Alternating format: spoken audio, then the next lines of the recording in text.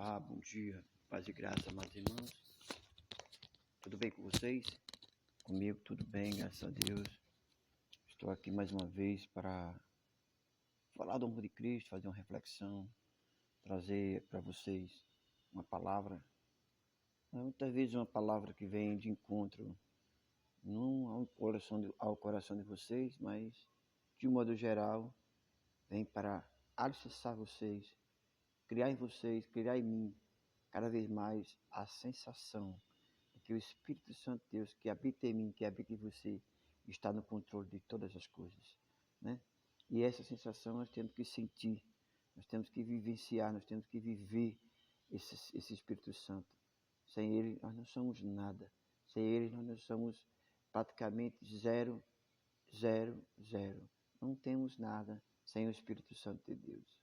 Bem, como eu disse, estamos aqui no concílio da Igreja Metodista Arliana, aqui em Água de Lindóia, e eu tenho visto muita realidade, muitas coisas que são ditas, que são faladas. Estamos aqui para discutir o rumo, esse sexto ênio da Igreja Metodista Wesleyana, principalmente para com os pastores, né? Principalmente isso com bispos, com os SDs. E o que a gente vê aqui realmente temos países, Portugal, Uruguai, Paraguai, que estão aqui no Conselho Geral, falando das suas realidades. Isso aqui é verdade. E muitas delas são realidades duras mesmo, realidades que a gente acha que não está acontecendo, porque nós estamos distantes. E uma dessas realidades está escrita aqui, na palavra do Senhor, que está escrito em Coríntios, capítulo 9. E fala assim, capítulo 9. Vamos ver o que está escrito aqui, a partir do versículo 7. Diz assim: mas antes de eu ler, eu pedirei a você que viesse aqui, se inscrevesse no canal, ativasse o sininho, compartilhasse esse vídeo. Vai me dar essa força aí, para que possamos chegar a 1.001 inscritos. Amém? Então vamos lá. Diz assim: quem vai a uma guerra a qualquer momento, por conta própria? Quem planta uma vinha e não come o seu fruto? Ou quem alimenta o rebanho e não come do leite do rebanho? Digo eu estas coisas segundo os homens, ou não diz a lei também o mesmo? Porque está escrito na lei de Moisés: tu não amordaçarás a boca ao boi que trilha o caminho. Acaso cuida Deus dos bois? Ou é seguramente por nós que ele diz isso? Por nossa causa, sem dúvida, isso está escrito. Aquele que era,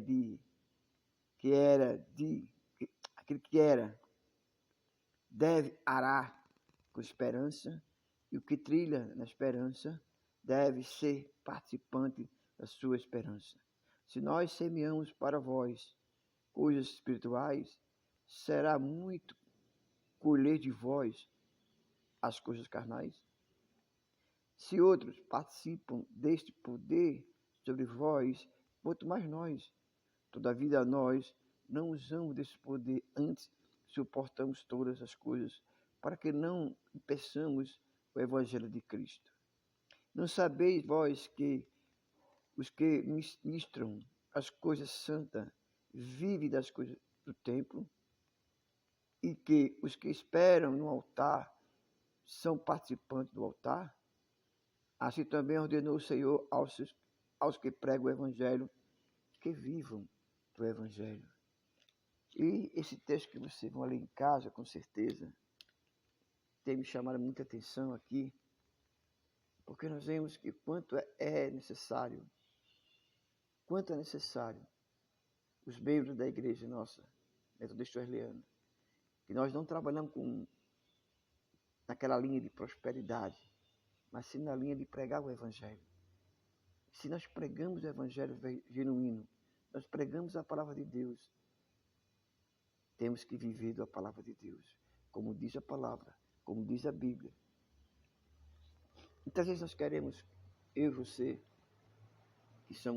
eu sou pastor agora e você talvez esteja entrando no pastorado, ou então você é simplesmente um presbítero, um diácono, ou simplesmente um irmão. Você percebe que você acha que Deus, ele não está observando isso. Eu sei que tem muita coisa errada em muitas igrejas, onde o dinheiro, aquele dízimo, aquela oferta, eles são desviados para outra finalidade. Mas como eu digo sempre, existem igrejas sérias, igrejas que querem, irmãos, pregar o Evangelho. E esse Evangelho tem que ser pregado. E esse Evangelho precisa ser pregado de uma forma genuína, ou então de uma forma que seja compreensível para aquelas pessoas. E o pastor, ele tem, junto com os irmãos, junto com a igreja, ele tem uma finalidade. Igreja sem pastor, porque não existe igreja sem pastor. Existe, porque nós temos que ter, tem muitos que dizem que são desigrejados. Isso não existe, irmãos. Isso não existe. Não existe desigrejados. Não existe. O que eles querem é estar debaixo da obediência de pastores, que eles dizem que são homens iguais. E somos homens iguais àqueles. Existe a diferença, existe o chamado, existe aquele que Deus constituiu. Será que existiria igreja lá no Apocalipse, se não existisse pastor? As cartas do Apocalipse que foi enviado para o anjo da igreja, quem é o anjo da igreja, senão o pastor? Então o pastor, ele não foi criado pelo próprio homem, foi criado por Deus. Se aquele pastor está errado, o que tem que ser feito? Os membros daquela igreja simplesmente saiam, procurem uma igreja séria. Agora não coloque todos os pastores dentro de um contexto errado. Não. O que eu tenho visto aqui nas reuniões são pastores passando por necessidade, passando por momentos difíceis. Igrejas que não ligam para os pastores, acham que os pastores estão ali porque são obrigados. Não. Muitos pastores estão dando sua vida. Muitos pastores estão vivendo a necessidade de pregar o Evangelho e foi chamado por Deus. E Deus tem honrado esse pastor, mas só que os irmãos não têm honrado aos pastores. Como assim, pastor? Porque muitas vezes Deus, ele constitui pastor e naquela membresia, Deus abre porta para aqueles irmãos, para aquelas irmãs, para que eles possam manter aquela igreja. Deus abre porta para a membresia, para pessoas que são cristãs, para quê? Para que eles possam manter, dar o seu dízimo, sua oferta, para quê? Para sustentar a obra de Deus que não está escrito. Quem é a obra de Deus? É no contexto geral. A igreja pagar água, pagar luz e pagar principalmente seu pastor. Isso é uma realidade. E hoje o que nós estamos vendo são pessoas usando outras denominações, não, porque aquela igreja rouba, aquele pastor rouba. Irmão, isso não podemos generalizar. Então, meu irmão, essa reflexão que eu estou fazendo é porque eu estou vendo aqui, em países que estão passando por dificuldades, e onde as igrejas primeiro pensam nele próprio. Mas o que a igreja, nossa igreja, principalmente a nossa, tem outras, né? Não estou falando da minha, que são pastores que vivem para pregar o Evangelho, vivem do Evangelho, mas que os membros não respeitam, não amam, não gostam, não ama o pastor como deve amar. Não que o pastor tem que ser babaricado, não. Como é que eu posso amar o meu pastor? É cumprir o que está escrito na palavra de Deus. Amar ao próximo como a si mesmo. O pastor não precisa ser babaricado. O pastor precisa simplesmente, os irmãos, amar conforme está escrito na palavra de Deus. Porque a palavra de Deus nos dá essa condição de amar ao próximo a si mesmo. Cuidar, como diz aqui, cuidar do seu pastor, para que ele possa, pelo menos, ter algo para se alimentar, para pagar as suas contas, porque também pastor come, pastor também paga a conta. E muitas vezes, irmãos, o pastor tira do seu para dar para a igreja. Por quê? Porque tem muitos irmãos que têm condições de ser dizimistas, de ser ofertantes, mas não fazem e dizem que estão salvos. Como estão salvos se ele não tem amor ao próximo? Ele não ama o seu pastor, ele não ama a sua igreja, ele não ama o seu irmão. Eu acho que, irmãos, que se existem casos e casos, lógico, tem pessoas que estão desempregadas, tem pessoas que também estão precisando de ajuda. Para isso que existem as ações sociais, onde quando um traz um quilo de açúcar, outro traz um feijão, outro traz um pacote de macarrão, outro traz um pacote de arroz, quando se junta todos os irmãos com esse propósito, nós também podemos ajudar aquele irmão que está desempregado.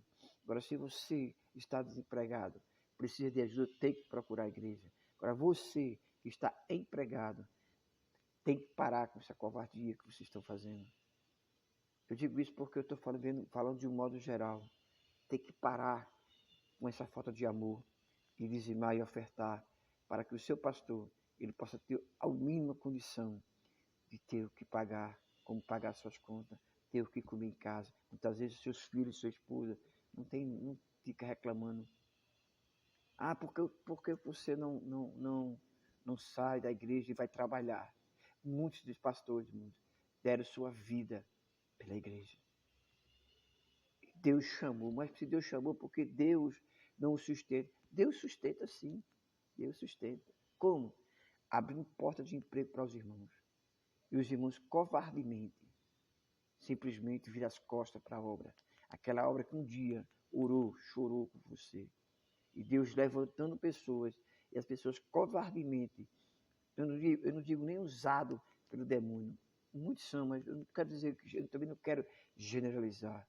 Mas covardemente essas pessoas não ofertam, não dizimam e quer que o pastor continue pregando o evangelho, continue falando do amor de Cristo, continue visitando, continue fazendo a obra de um modo geral. E tem que fazer porque Deus o chamou.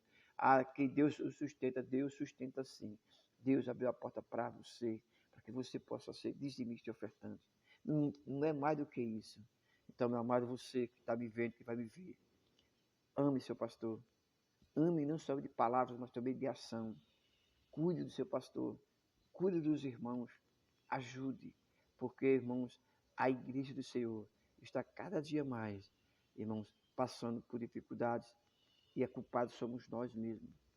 Que muitas vezes não cobramos, não ensinamos, não dizemos às ovelhas que elas precisam usar de bom senso e ajudar o seu pastor, sendo dizimista e ofertante de igrejas sérias e não de igrejas que só pensam no seu dinheiro, só pensam em lhe roubar, só pensam em tirar de você aquilo que você, tanto suor, vocês conseguem. Então, essa é a minha reflexão esta manhã. Eu peço a você, em nome de Jesus Cristo, preste atenção, preste muita atenção no que você está fazendo na sua igreja. As portas que Deus abriu para você, não é só para você, também é para você ajudar na igreja, tá bem? Deus abençoe, não esquece, se inscreva no canal, ative o sininho, compartilhe esse vídeo e que esse vídeo possa chegar a muitas pessoas que ainda têm esse pensamento de não dizimar nem ofertar, porque igrejas roubam, a igreja faz isso, pastor é assim. Procura uma igreja séria e faça valer aquilo que Deus já determinou na Escritura, tá bom? Deus abençoe e até amanhã, em nome de Jesus.